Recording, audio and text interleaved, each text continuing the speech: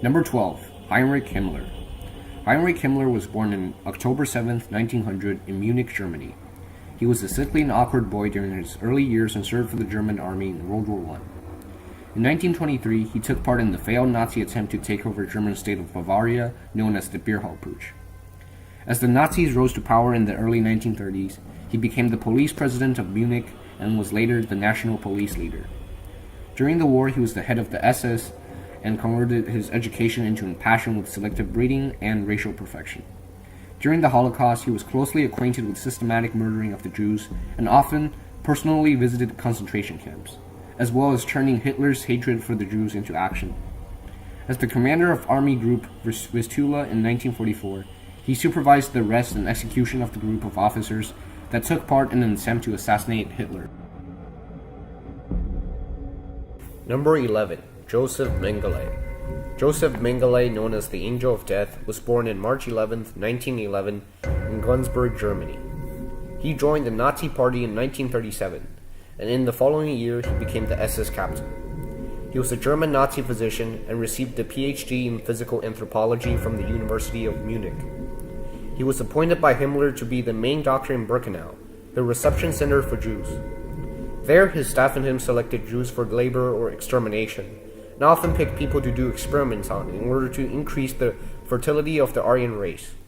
He collected the eyes of the murder victims and performed lethal experiments with Jewish twins.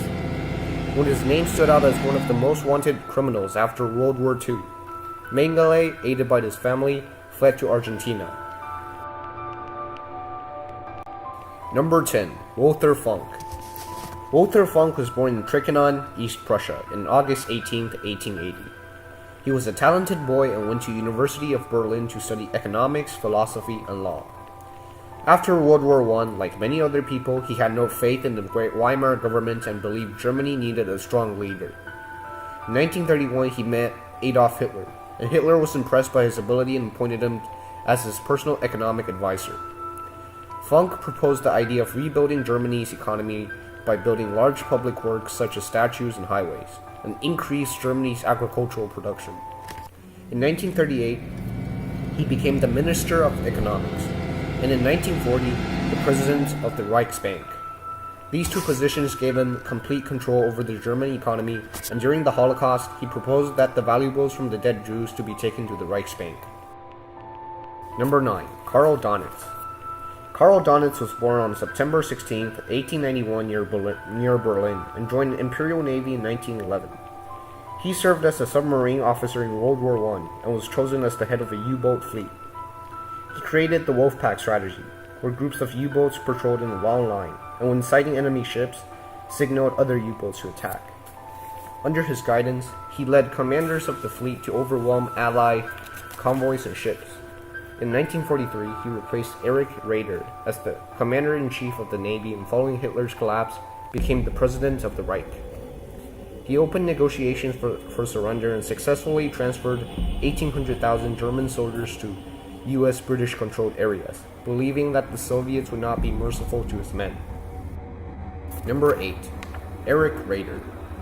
Erich Raeder was born on April 24, 1876 in Wandsbek, Germany. He was the commander-in-chief of the Navy from 1923 to 1943, before he was replaced by Karl Donitz. He advocated the construction of submarines, even though it was forbidden by the Treaty of Versailles, and was the first to suggest an invasion of Norway. He supervised the planning of the invasion of Norway and Denmark, and wanted Hitler to move his war to the Mediterranean Sea instead of the Soviet Union. Hitler, of course, did not listen to his suggestion, and due to their different beliefs and military strategies, led to his removal from the Commander-in-Chief Navy. Number 7. Albert Speer. Albert Speer was born on March 19, 1905 in Mannheim, Germany. He studied at many technical schools in Germany and received an architectural license in 1927.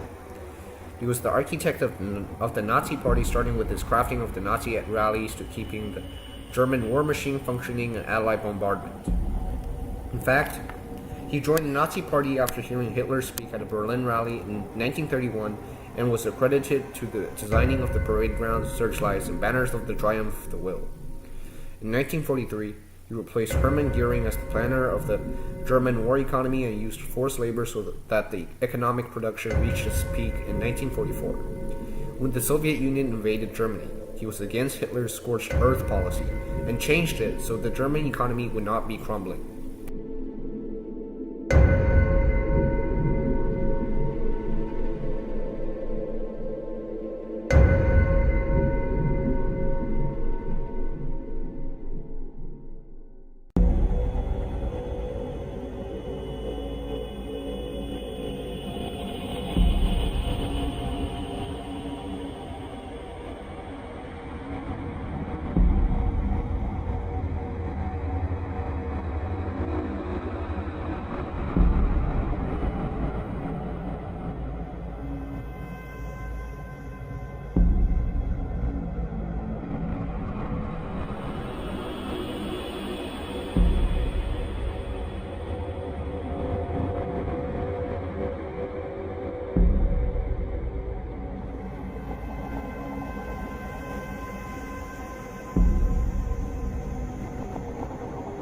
Number 6. Wilhelm Keitel. Wilhelm Keitel was born on September 22, 1882, near Hanover, and his parents were middle-class farmers. He fought in World War I and was wounded seriously in the forearm by a shell fragment. In 1924, he was transferred to the Reich Defense Ministry and in 1937 became a full general. Keitel was instrumental in the invasion of Poland, and his other successful attacks in Western Europe helped him to get promoted to Field Marshal in 1940. Keitel was a passive person and did not stand up to Hitler's Operation Barbarossa. Number 5. Joachim von Ribbentrop. Ribbentrop was born in Wesel, Germany on October 16, 1893. He was a German diplomat, foreign minister, and the chief negotiator in which Germany entered World War II. He attended school in Canada and returned to Germany before World War I to serve as the Hussar on Eastern Front, or a cavalry member employed for scouting. Ribbentrop met Hitler in 1932, becoming the chief advisor of foreign affairs. In June 1935, he negotiated with the Anglo-German Naval Agreement, which allowed for Germany to build up its navy power. He also negotiated the Anti-Comintern Pact with Japan in 1936 to ally against Soviet Union, and as well as the Pact of Steel with Italy, linking Europe's two dictators. His greatest negotiation was the German-Soviet Non-Aggression Pact, which allowed Germany to invade Poland and sparked the World War II. Number 4. Joseph Goebbels. Joseph Goebbels was born on October 29, 1897 in Ried, Germany. He acquired a club foot in his childhood and could not serve in World War I because of osteomyelitis, a swelling of the bone marrow. He attended the Heidelberg University and studied literature and philosophy.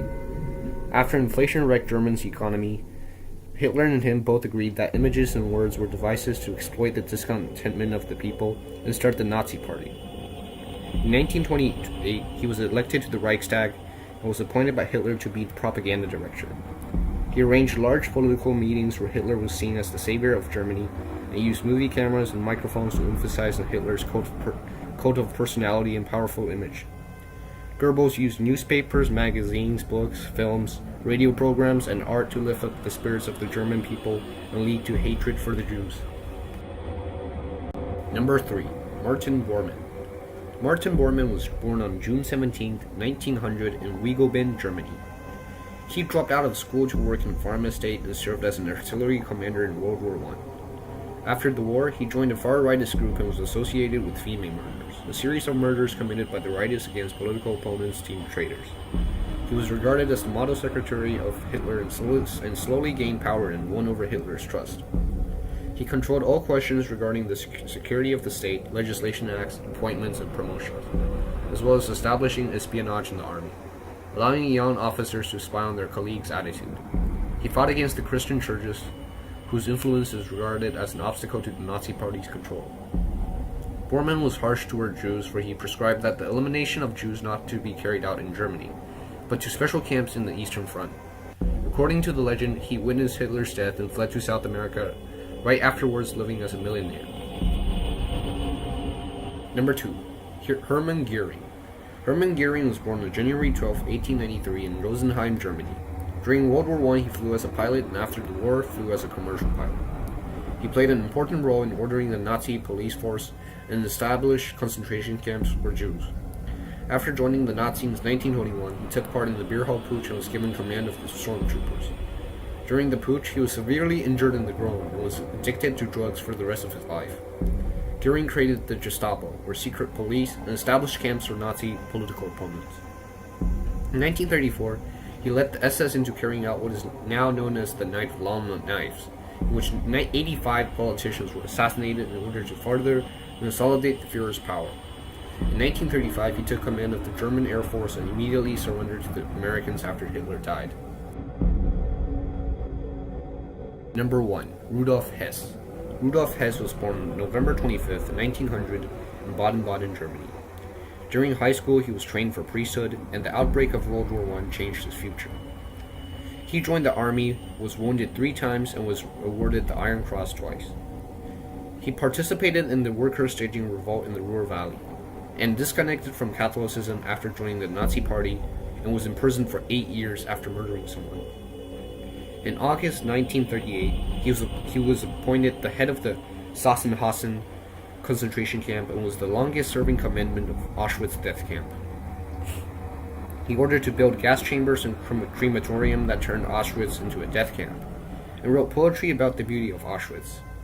Not only did he castrate crows and put Jews into pressure chambers, he also improved the efficiency of killing prisoners by switching carbon monoxide to Zyklon B.